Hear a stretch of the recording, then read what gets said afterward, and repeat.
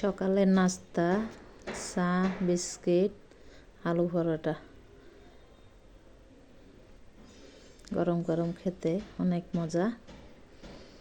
আলু পরোটার জন্য এখানে আলু, কাঁচামরিচ, ধনিয়া পাতা, পেঁয়াজ কুচি, আটা দিয়ে সব কিছু মেখে নিলাম, ডো করে নিলাম। এখন পরোটা বানাবো।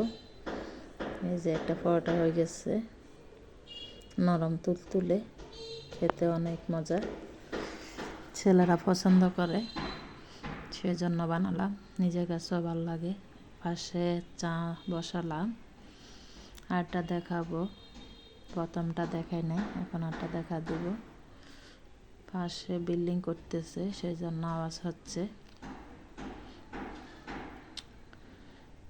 এইভাবে গোল করে দিয়ে দিলে হয়ে যাবে, বেশি কষ্ট হয় না। এমনি তো রুটি বেলতে অনেক কষ্ট। এভাবে আমি প্রায় সময় রান্না করি। দুপুরের জন্য আয়োজন চিংড়ি মাছ দিয়ে জাল জাল করব, তারপরে শাক রান্না করব আলু দিয়ে। আগে আলুটা সিদ্ধ করে নেব। এখন এটা পুঁই শাক বলা হয়। দোনোটা খাবার, শুকনো খাবার, ঝোল নেই আজকে। শাক ভাজি, চিংড়ি মাছ দিয়ে জাল জাল করা। শাক ভাজিটা বেশি মজা হয়েছে। ধনিয়া পাতা দিয়ে দিলাম। আমার ভাজিও হয়ে গেছে প্রায়।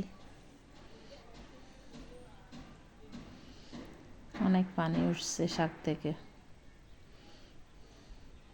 এই যে দুপুরের খাবার খাচ্ছি এখন শাক ভাজি দিয়ে, চিংড়ি মাছ দিয়ে। এখন কিছু শিশু পার্ক দেখাবো, জীবজন্তু দেখানো হবে, পাখি দেখানো হবে। টিয়া পাখি অনেকগুলা ভিতরে, সুন্দর পাখিগুলা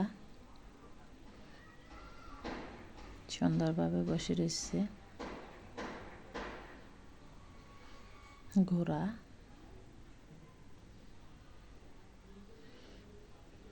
ঘোড়াগুলো অনেক পরিষ্কার, সুন্দরভাবে রাখা হয়েছে।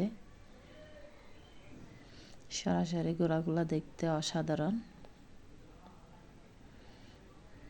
বিকেলের দিকে অনেক লোকজন আসলো। বড় টিয়া পাখি, অনেক সুন্দর জায়গাটা।